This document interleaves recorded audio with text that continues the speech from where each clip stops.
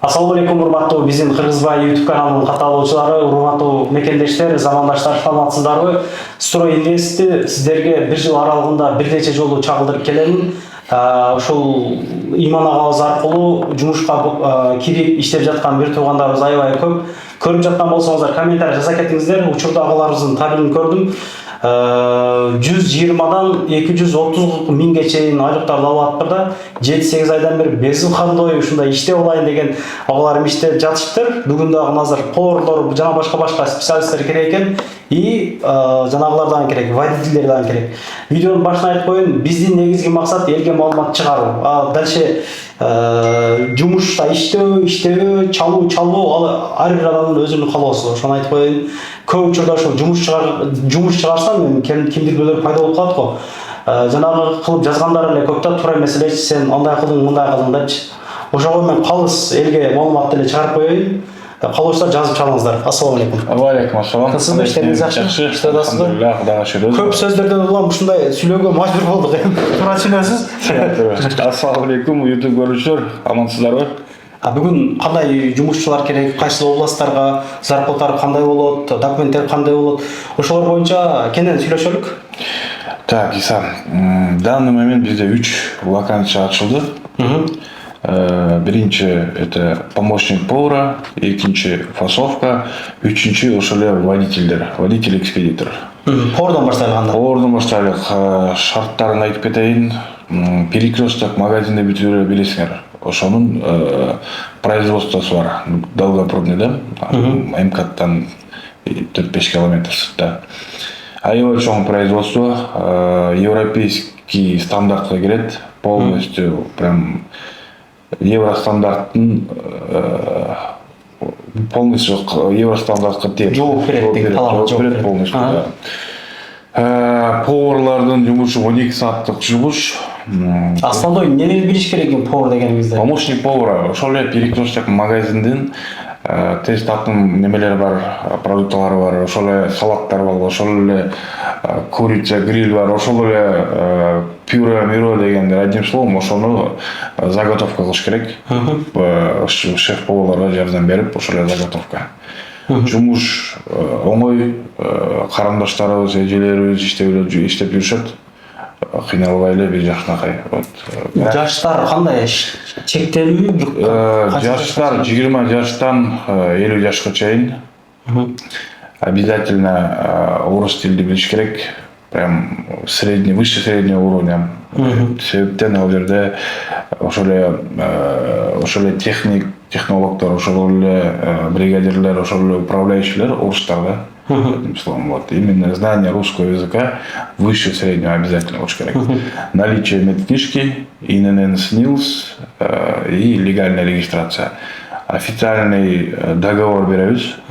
Трудовой договор эмес, договор оказания услуг деген. Поварлар, ошол эле фасовщиктер мой налоговыйдан барып неме ачышат, самозанятый ачышат.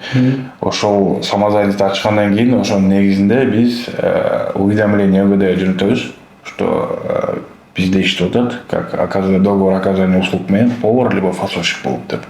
Ошол эле договор менен регистрацияны правильно алышат. Күнүнө жумуш канча, зарплата канча, айына канча болот?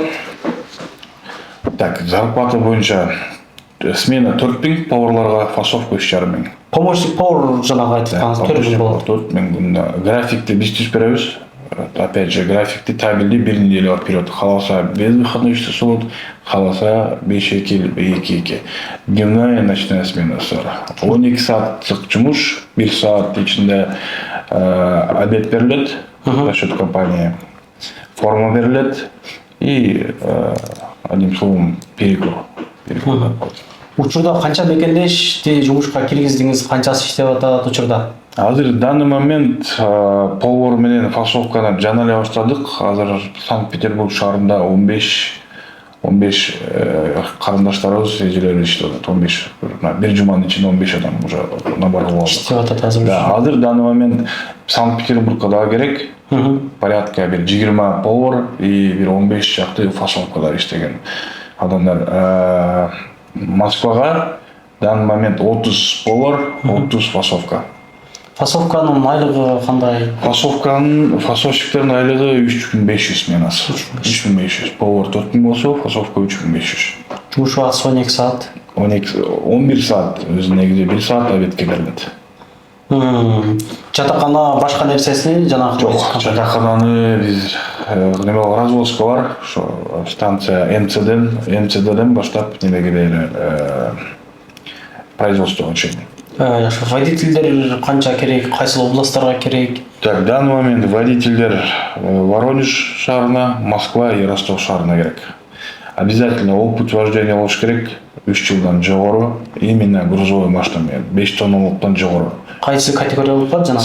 С категория. С категориясы. болуп калат, да. Канча жылдык опыту барларды алдыңыз? Негизи могу Москвада водитель дегенде жанагы таксиде иштеп жүргөн агаларыбыз көп кайрылып жана эптей албай эсиңизде барбы? Жанагы өтпөй калып. Башында опыт аябай алдык ошодон. Таксиден келип грузовойго жумушка киребиз дегендер аябай көп болду.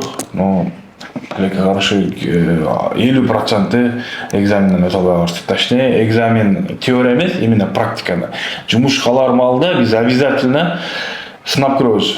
Опыт вождениясына 10 тонналык машинаны беребиз, площадканы беребиз. Опять же, ошо площадкада змейка, параллельная парковка, змейка задним ходом и заезд гараж задним ходом. Ошо 4-5 маневр бар, ошону обязательно аткарыш керек. 5 аткарыш керек. Аткарган болсо, уже биз уже стажировка алабыз. Стажировка тоже оплачиваемый. И зарплата боюнча биринчи 3 ай испытательный срок водительдерге 6000. Смена 6000. 3 айдан кийин 7000 көтөрүп беребиз. Суткасын 6000 же 12 саат? Өзү негизи смена ал сутка, но сутканын ичинде за рулем примерно бир 12 саат, 13 саат за рулем жүрөт. Вот, допустим, башында бир роликте тартып элек коебуз, ошол агаларыбыз бар эле. Ошолор, допустим, 7-8 айдан бери безвыходно иштегендер бар. Это говорит о том, что жумуш оор эмес. Ар бир машинада спальник бар. Ар бир распределитель центр деп коет. Складта душ бар, комната отдыха бар, ошол жерде эле микроволновка бар. Тамак аш кандай ошол? Тамак ашын өздөрү кылат, но ошого шарт түзүлгөн. Микроволновка, плита, стиральная машина, душ и жатаканада жанагы нары бери жок. Жок, жатаканада жок. Только машинада, спальникте. Эмне документтер кетет эми ошол жанагы машинага водитель болуп иштегенге сизге? Водитель болуп иштегенге в первую очередь айткандай эле опыт вождения биринчи очередь. Канча жыл болуш керек? 3 жылдан жогору С категориясы болуш. С категория менен и именно опыт, важный опыт болуш керек. 3 жылдан жогору чоң машина айдаганы болсо, ошондо жумушка алабыз. Карточка водителя деп коет, карта СКЗ тахографа, одним словом, ошол болсо керек обязательно, так как биз закон менен иштешебиз, потому что анысы жок, штрафовать этет и машинаны штрафтайга алып коюшу мүмкүн. Медкнижка обязательно, ИНН, СНИЛС и налоговыйдан аккаунт ачыш керек, мой налог, как самозанятый аркылуу. Ошонун негизинде опять же биз договор оказания услуг беребиз. Ошонун негизинде тоже регистрация управления алышат. Эми ал өтө чоң жоопкерчилик негизи жана 5-10 тонналык машина минишчи.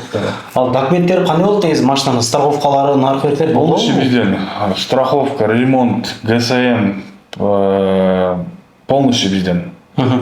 Только айдайт. Даже грузчиктер грузить берет и кайра эле разгрузчу алып берет. Толку минет. Только минет. Опытный өзүнө ишенген водительдер керек бизге. Ошондо бүгүн 120 миңден ошол 230-240ка чейинки зарплатаны сунуштап чыгатпыз да биз, Да. Жакшы. Ишиңизге ийгилик. Түшүнбөгөн суроолор болсо мен Москва менен Питер номерин коюп коеюн. Да, Питерге фасовка и повар. Москвага водитель, повар и фасовщик керек. Ошондой эле. Да. Учурда полный канча адам керек дедиңиз?